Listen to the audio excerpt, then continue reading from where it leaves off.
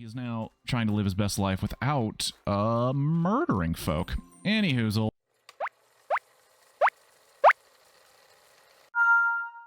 Hello and welcome to Blockbuster Review. If you don't know what that is, it is where I play a single game of Tetris Marathon and try to review a film or something else before the blocks reach the top or until 150 lines. Spoilers are at line 50, and that will matter for this case for sure. And I go once the blocks start dropping. Here we...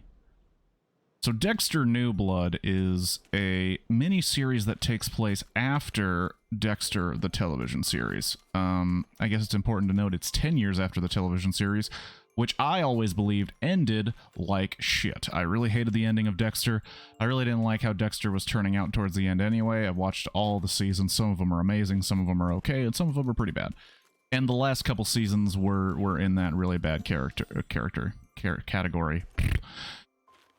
Anyway, this opens up with Dexter living under a different name, Jim Lindsay, which the writers of the Dexter books is Jeff Lindsay, so it's like, okay, didn't try that hard.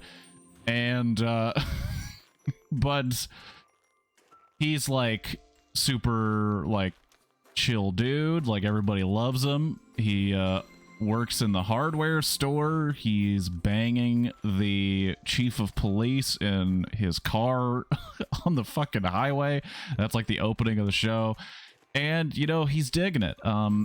He's dealing with his dark passenger, which, if you don't know, is the assumed darkness in his head that he has to keep at bay by murdering other serial killers. That was the big draw of Dexter, the show. But here, after faking his own death, leaving his child to be raised by someone else, you know, that kind of shit. He is now trying to live his best life without murdering folk. Anyhoozle, the big conflict comes when Matt Caldwell, who is a giant asshole, one of these rich kids that's like, give me a gun even though I don't pass the background check. And they're like, yeah, I'm not going to give you the gun. He's like, yeah, but I'm a rich kid and like I'm entitled to everything. And why don't you just give it to me because daddy will come by and tell you to give it to me. And he's like, yeah, well, fuck off. It's a high-powered rifle and you're a dick. So eventually the kid gets the rifle. Dexter finds out more about the kid, and it turns out the kid may, and by may we mean 110%, murdered somebody. Whether it is accidental, he received basically no comeuppance for it. So Dexter puts him on a table, which, if you are familiar with Dexter lore, means he killed him. We're already past spoiler territory, so let me go over some things. Dexter's son, Harrison, shows up, which, if you know the show, Harrison was the son he had with Rita, who was murdered by the Trinity Killer, and then he started dating a different woman who's basically a model, and then I believe they were murdering people together, and he was like, you know what, I can't take care of this kid because I'm a murderer. I ended up getting my sister killed and everybody I love killed, so how about you take my son? I'll just go fuck off and fake my own death, which is what he does. He leaves a letter for her to let her know that he faked his own death, and Harrison shows up and he's like, I found the letter.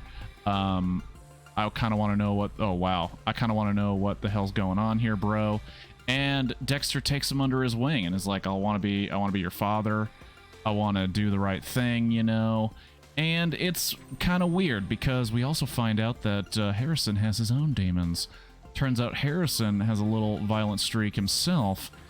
And that's what Dexter's kind of wondering. Like, oh, does he have the same tendencies? Did I rub off on him? And do I teach him the code?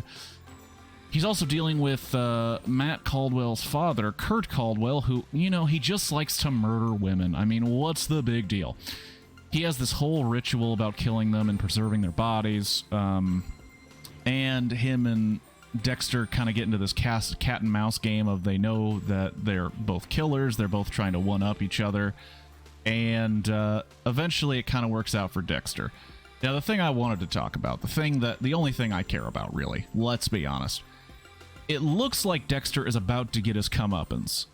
His smoking hot police chief girlfriend figures out that he is actually Dexter Morgan. And figures out that he is the Bay Harbor Butcher.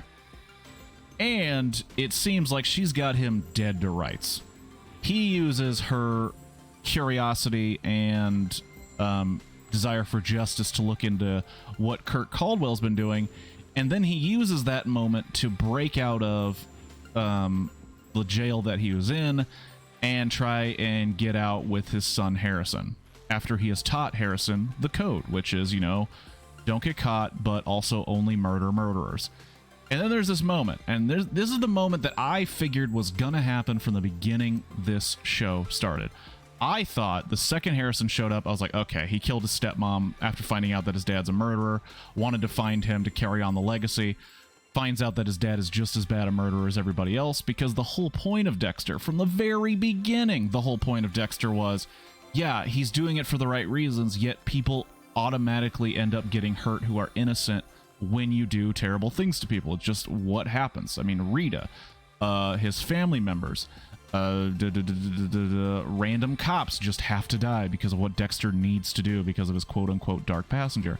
So what I thought was going to happen was basically Harrison was going to get some tips from Dad, then reveal, oh yeah, I killed stepmom once she told me who you really were, and then I had to find you because I need to get rid of you because you are a monster.